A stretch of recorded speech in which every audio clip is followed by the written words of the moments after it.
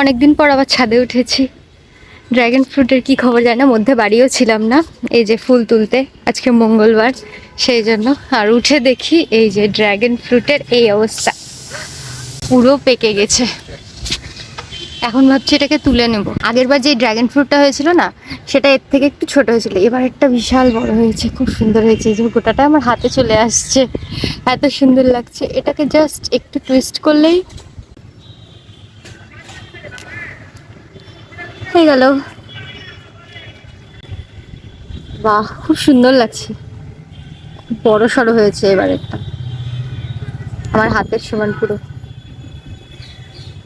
পিঁপড়ে লেগেছিল একটু, এই যে এখান দিয়ে পিঙ্ক পিঙ্ক দেখা যাচ্ছে। চলো তাহলে এটাকে ফুলের ঝুড়িতে রেখে দিই। আর এখানে দেখো ফুল ফুটেছে, এই ফুলগুলো আমার খুব ভালো লাগে, টাইম ফুলের এই ফুলগুলো। ভাবছি দুটো চারটে এই ফুলগুলোও তুলে নিই।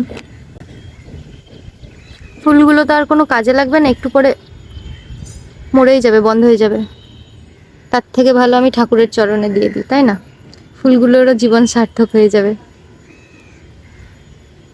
আমি জানি না এই ফুল দিয়ে পুজো হয় কিনা, কিন্তু আমি করে নিই, কারণ আমার ভালো লাগে দেখতে।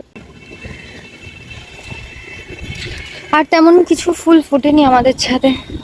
এই যে ড্রাগন ফ্রুটের গাছটা, গাছটা কেমন খালি খালি হয়ে গেল, ফলটা নিয়ে নিলাম তো।